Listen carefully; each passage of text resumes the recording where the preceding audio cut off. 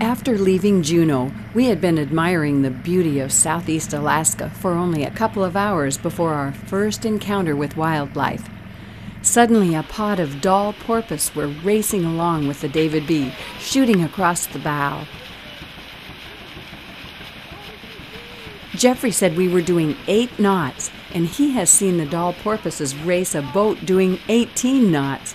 They stayed with us for about a minute, and then suddenly they were gone. During the cruise, we saw seals, frolicking otters, dozens of stinky sea lions on an island. The rule is you can't approach wildlife any closer than 300 feet. Fortunately, the creatures don't know the rule, and they frequently approached us. If we're really lucky, there'll be so many spouts we won't know which direction to look in.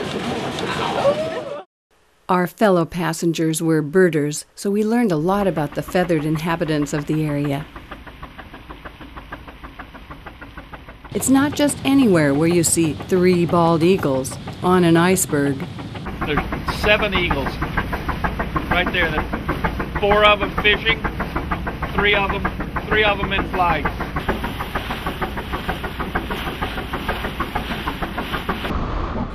At one point, a husband and wife ranger team joined us on board the David B.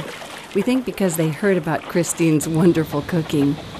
Ranger Barbara Lydon shared some stories with us.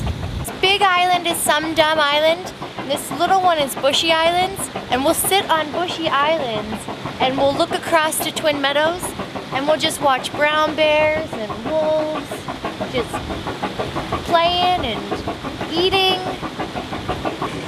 It'd be really nice if we could guarantee people that on these trips that they would be able to see bears, but they're really shy, and when they hear something that scares them, they often go back into the woods and hide.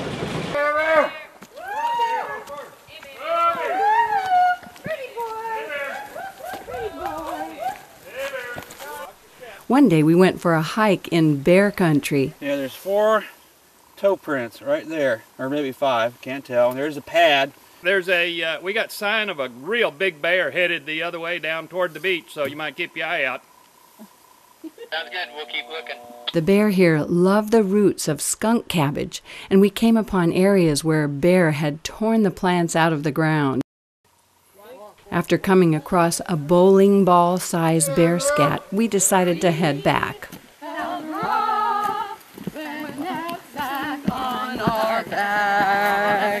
A thrill shot around the boat when we saw our first humpback whale. When they start their dive to the bottom to feed, they hump their back and the 15-foot wide tail points toward the sky.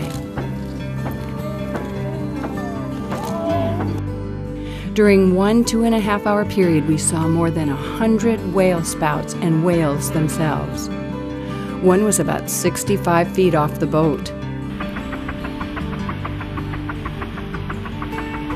Oh, look at that, look at that. Sometimes we saw 2, 3, and even 4 whales together. There were times we didn't know which way to look, there were so many. If you compliment Jeffrey on finding the whales, he just says, "Aw, shucks."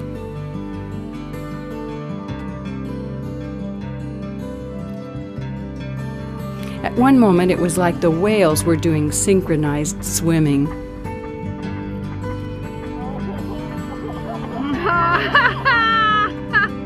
One afternoon, a pod of 15 or 16 orca or killer whales were feeding near the David B. It looked like they were acting as teams, driving fish into a small area to feed on them.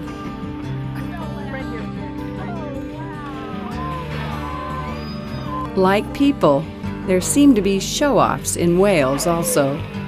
Thank you, thank you.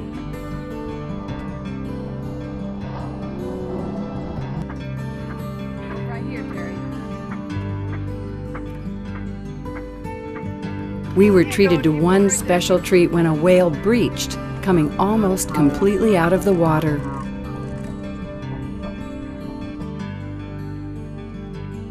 Then early one morning, we saw our bear. It ambled along about 500 feet away, close to the shore. It stayed in sight for 5 or so minutes, probably because we were all very quiet out on the boat. I don't know how Jeffrey's gonna top this one. It's 6:30 in the morning, and we've seen a grizzly bear, a bald eagle, and a whale.